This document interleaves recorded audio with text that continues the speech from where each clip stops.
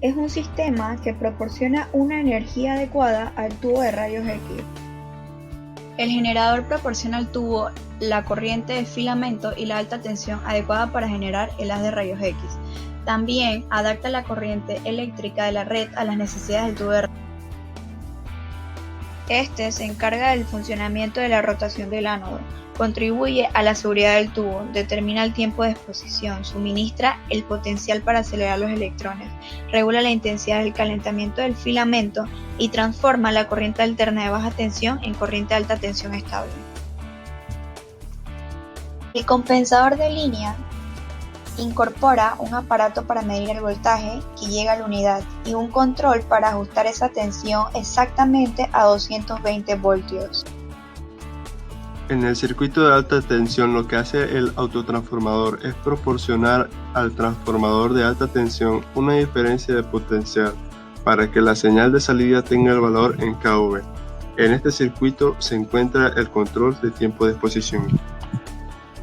Esto es así porque es mucho más seguro y fácil en términos de ingeniería variar una tensión baja y luego aumentarla, que elevar una tensión baja hasta el orden de los kilovoltios y luego modificar su magnitud. El autotransformador convierte los 220 voltios de entrada en tensiones distintas, que son aplicadas al circuito de filamento por una parte y al circuito de alta tensión por otra. En el primero, lo que se está haciendo es alimentar la parte del generador que se encarga de producir la alta intensidad de corriente que circulará por el cátodo, provocando la emisión termoiónica. A través del segundo, el autotransformador proporciona la tensión de entrada al transformador de alta tensión, encargado de transmitir el kilovoltaje seleccionado al tubo de rayos X. Es el responsable de la corriente del tubo de rayos X o número de electrones que cruzan desde el cátodo hasta el ánodo por segundo y que se mide en miliamperios.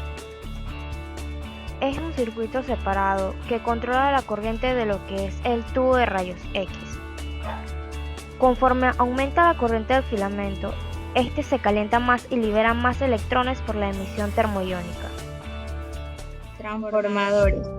Zona de baja tensión. Suele estar integrada en la propia consola de control del técnico. La zona de alta tensión, normalmente alojada en armarios eléctricos especiales. Transformador de alta tensión. El voltaje secundario es superior al primario, ya que el número de arrollamientos secundarios en las bobinas es mayor que el de los primarios. La relación entre el número de arrollamientos secundarios y primarios se conoce como relación de espiras. El aumento de tensión en el transformador es proporcional a la relación de espiras. La zona de baja tensión consta del compensador de línea, el autotransformador, el circuito de alta tensión y parte del circuito de filamento. La zona de alta tensión por el transformador de alta tensión, el rectificador de tensión y la parte del circuito de filamento. Las conexiones en el autotransformador proporcionan voltaje para el circuito del filamento. Las resistencias variables se usan para reducir este voltaje a un valor que corresponda al de los miliamperios seleccionados. La tensión procedente del conmutador selector de corriente se suministra después del transformador de filamento. Este transformador es un reductor, que la tensión suministrada del filamento es mucho más baja que la suministrada del transformador de filamento. El rectificador de tensión. El transformador de alto voltaje proporciona corriente alterna de alto voltaje.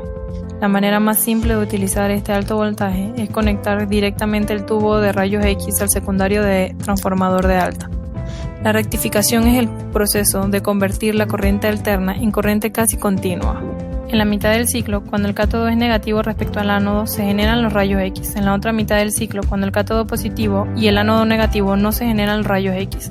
Solo la mitad superior de cada ciclo eléctrico se aprovecha para la producción de los rayos X. La tensión no rectificada es cuando no se realiza ninguna rectificación sobre la alta tensión.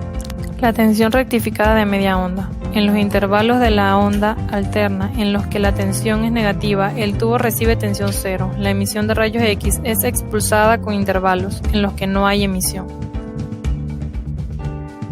La rectificación de onda completa. Un sistema de 4 o más diodos convenientemente dispuestos en un circuito de rectificación permiten invertir las partes negativas de los ciclos de tensión alterna.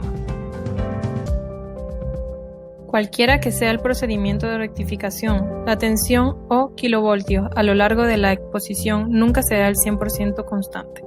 Estas inestabilidades sugieren la introducción del concepto de kilovoltaje pico, que se define como el valor máximo de la tensión en kV a lo largo de la exposición.